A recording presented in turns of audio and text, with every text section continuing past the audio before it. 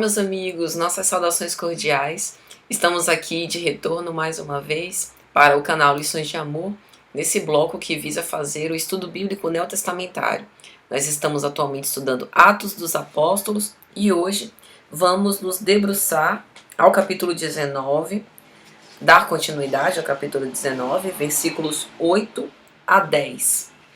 E como nós habitualmente fazemos, vamos ler o texto evangélico e em seguida fazer os comentários de acordo com o livro Vida e Atos dos Apóstolos de Caibar Schutel. Então, vamos começar. Fundação da Igreja de Éfeso. Paulo foi à sinagoga, onde durante 3 meses falou com intrepidez, discutindo e tentando persuadir sobre o reino de Deus. Alguns, porém, empedernidos e incrédulos, falavam mal do caminho diante da assembleia. Afastou-se então deles e tomou à parte os discípulos, com os quais entretinha-se diariamente na escola de tiranos. Isto prolongou-se pelo espaço de 2 anos, de sorte que todos os habitantes da Ásia, judeus e gregos, puderam ouvir a palavra do Senhor. Então aqui nós estamos diante de uma cena, mais uma vez, protagonizada pelo nosso querido apóstolo Paulo, uma cena preciosíssima, e a gente vai entender com maior profundidade tudo o que aconteceu de acordo com os comentários de Caibar. O que eu estou querendo dizer? Na obra Vida e Atos dos Apóstolos, ele vai destinar um capítulo sobre essa passagem, Paulo na escola de Tirano. E o que ele fala é que Paulo foi um ícone para a igreja cristã nascente. Não apenas por conta dos seus prodígios, mas pela coragem, pelo desassombro, pelo espírito evangélico que ele soube incorporar, pela renúncia, pela dedicação extrema que ele fez com a propagação evangélica ao longo de sua vida, desde o momento da sua conversão. Nós já dissemos aqui antes que Caibar critica com alguma dureza os sacerdotes, mas como nós explicamos anteriormente, acreditamos que não seja uma crítica pessoal, mas sim a uma função que não deve ser exterior, mas um consentimento do próprio coração para se entregar a esse doce mistério.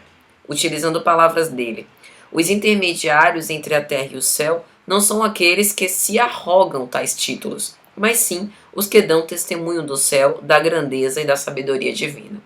E Caibar sempre repete, dizendo que esses prodígios não são privilégio dos apóstolos, que o Espírito Santo fala por todas as bocas cujos corações permitem que o Espírito se revele, ou seja, todos nós que queremos purificar o nosso coração, que estamos nos entregando com espontaneidade, com pureza, nós podemos ser capazes desses grandes prodígios. É isso que Deus planeja para nós.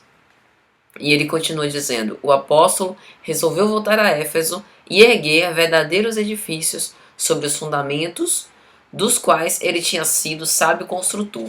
Como nós vimos em vídeos anteriores, a gente vem acompanhando essa saga, da construção dos ensinamentos evangélicos na igreja de Éfeso. A gente viu que Paulo, ao partir para uma viagem, deixou espaço para que Apolo, que era judeu, natural de Alexandria, chegasse a Éfeso, ele que era eloquente, mas que não tinha as bases muito fiéis doutrinariamente. Então ele chegou em Éfeso, para falar sobre o batismo, mas não o batismo pelo Espírito Santo. Então Apolo não tinha conseguido ainda penetrar na profundidade dos ensinamentos de Jesus, talvez porque ainda lhe faltasse essa vivência e essa entrega total como do apóstolo Paulo. Então por isso Paulo decide voltar a Éfeso para refazer o trabalho, digamos assim.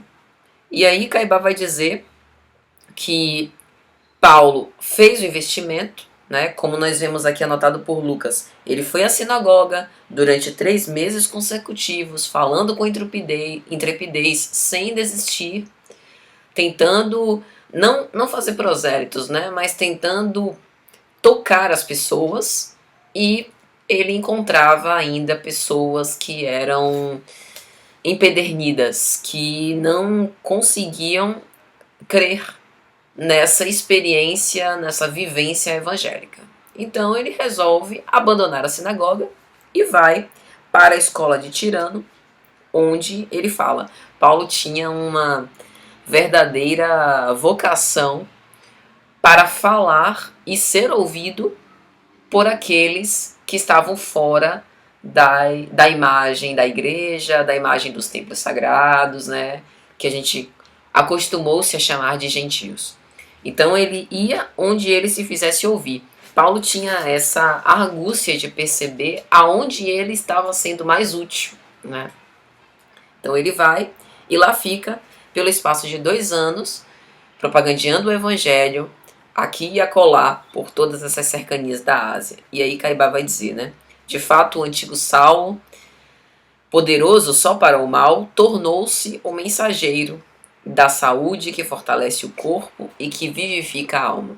Se nós observamos, né, o apóstolo Paulo, descrito aqui por Lucas em Atos dos Apóstolos, e o Saulo de Tarso, nos seus primeiros anos de mocidade, descrito lá na obra Paulo e Estevão pelo Espírito Emmanuel, a gente vê o grande avanço, o quanto que ele progrediu moralmente, o quanto que ele amadureceu psicologicamente, e o quanto que ele foi precioso para a propagação evangélica.